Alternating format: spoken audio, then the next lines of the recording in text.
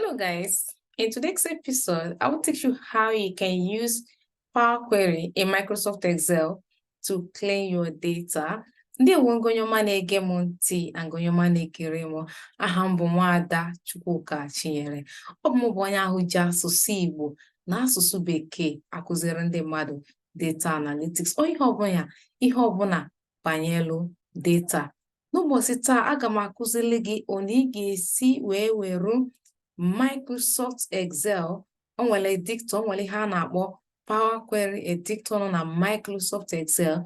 Otu ị ga-esi wee were ya wee hichaa your data. N'egbula oge ka m tọsaa iru akwụkwọ m ka anyị gaa n'iru. Ị na-anya ugbu a n'ihe m nwere n'ihu akwụkwọ m, efu na m nwere Excel sheet blank one, nwere ihe dị n'ime ya. Ka anyị ga-esi wee welu Excel sheet a wee ga bubata data anyị chọrọ iji wee rụọ ọrụ a. Ị bịa na Excel sheet gị, ị pịa aka ebe dere data, right? Ị ga-afụ ebe dere get data. Mpịa aka n'ebe a, ọ na-egosi m ụzọ dị iche iche anyị nwere ike isi wee bubata ngwaọrụ anyị na Microsoft Excel. O nwere ụzọ dị iche iche na ya, ọ bụla ihe anyị ga-agbalịbe n'ụbọchị taa. Mana ebe m chọrọ iji wee rụọ ọrụ bụ Microsoft Excel workbook. N'ime Excel workbook a ka m onwe m ga-apị aka wee bubata nke m. Ozugbo ịtọla aka na data ị chọrọ ibubata na Microsoft Excel, o bubatalụ gị ya n'ebe a na-akpọ Navigator interface. So m ga-ewelu nke m chọrọ iji wee rụọ ọrụ n'ụbọchị taa, m tụọ ya aka, mpịa transform.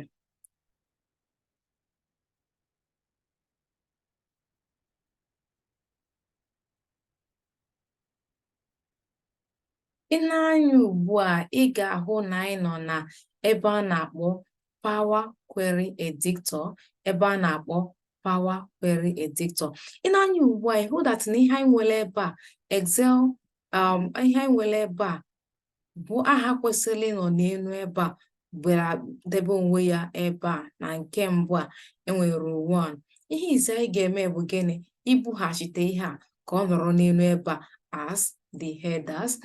So ị gaa na home, ifu ebe dere use first rows as headers, mpịa ya aka, ntọọ ya aka, ọ gbagotego n'elu. Ihe nke mbụ anyị ga-ebido na ya wee rụba ọrụ bụ, ị na-anya ebe a, ịhụ na anyị nwere aha mbụ na aha ikpeazụ. Ihe m chọrọ ime ugbu a bụ na achọrọ m ijikọta aha mbụ ahụ na aha ikpeazụ ọnụ ka ọ nọrọ na one column, ka akpọọ ya full name. Ihe ọzọ m ga-eme bụ ntọ aka na nke izizi, jide my control key aka, ntọ aka na nke abụọ, ha na-abụ adị highlighted. Okay? Ihe ọzọ m ga-eme bụ ntọ aka, right click, efu ebe edere merge columns, so ntọ ya aka.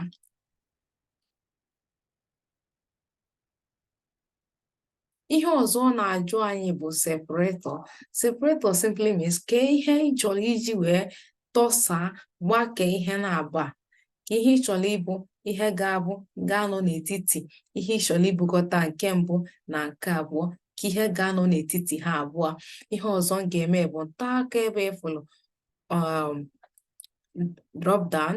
Oke, ị ga-afụ ihe dị iche iche enyere gị ebe a, ị nwere ike iji wee tọsaa ya. Onwe m ga-eji space, na ihe m chọrọ ka ọ dị n'etiti nke ha bụ gịnị? Workspace. So ebe edere merged, so ihe m ga-eme bụ hichaa ya. Ihe m ga-ede ebe ahụ bụ full name. Ihe m chọrọ ka aha ga-apụta ebe ahụ bụrụ full name, ntọ aka ebe a. Ị na-anya ugbu a, ịfụ na anyị enweela column a na-akpọ full name. Ị na-anya, ịhụ na ihe tọsara ha niile bụ gịnị? Space tọsara ha niile. Nke ọzọ m na-enegala anya na anyị ga-eme, ị na-anya n'ebe enwere email, ịfụ that na anyị nwere aha mbụ enwe wee nwechaa ihe mechiri ya nụ. Ihe ọzọ m na-elegara anya ka anyị mee ebe a bụ ka anyị tọpụta aha ndị mbụ ahụ dịnụ before enwe art, before enwe art, ka ya onwe anyị ga-esi wee mee ya. Ọ dị ọtụtụ ụzọ ole na ole ị nwere ike isi wee mee ihe ndị a, mana o nwere ụzọ m ga-esi mee ya. M ga-eje na add column because m chọrọ iji add column, right?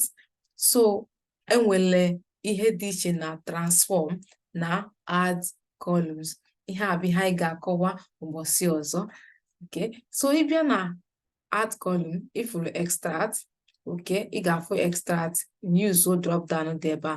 Ka ihe m chọrọ eme extract na ya, text before delimiter, text before delimiter. And ka ihe text before delimiter pụtara, ị na-anya n'ihe a nwere n'ihu akwụkwọ m, ịfụ na enwere aha before enwe art wee nwee nke gbachiri, nwee nke mechiri ya nụ.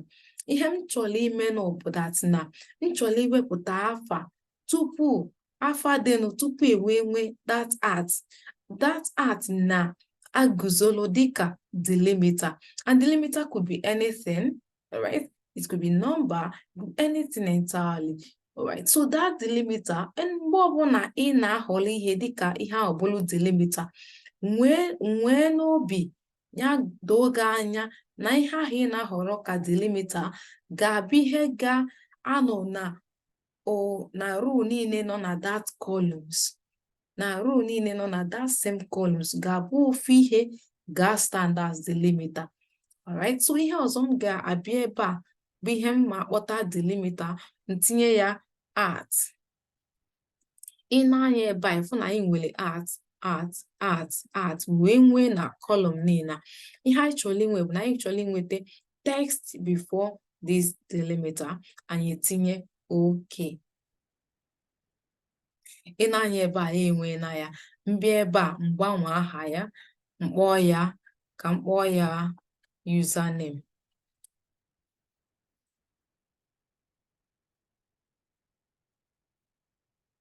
So ị na-anya ihu a, ị na-anya ugbo ịhụ na ya enwe na ihe ndị a tupu ewee nwee art.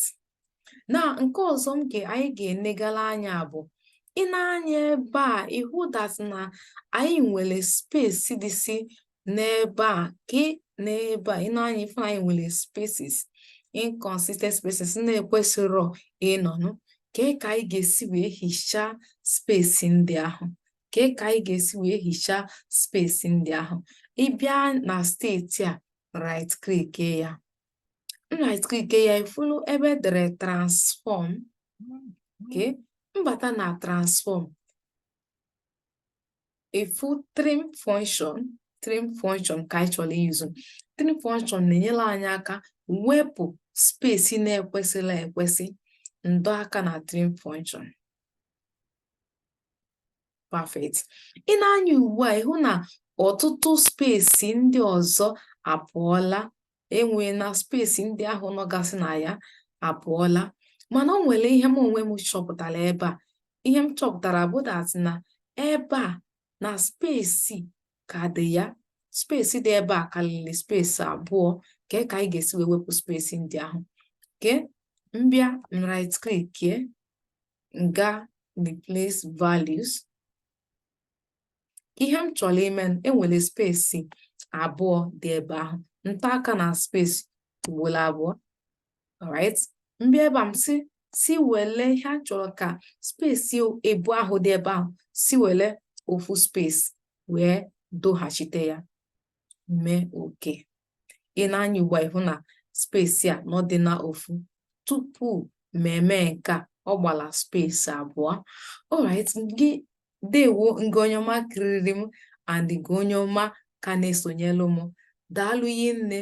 Biko ayọ m na-ayọ gị bụ nke onye na-ekiri m, biko tọsalụ m ozi a ka o ruo mba niile alụ, na-esonyelu m na all my handles. Daalụ nne. Ya gazielu gị nwanne m, ka ọ dị ụbọchị ọzọ.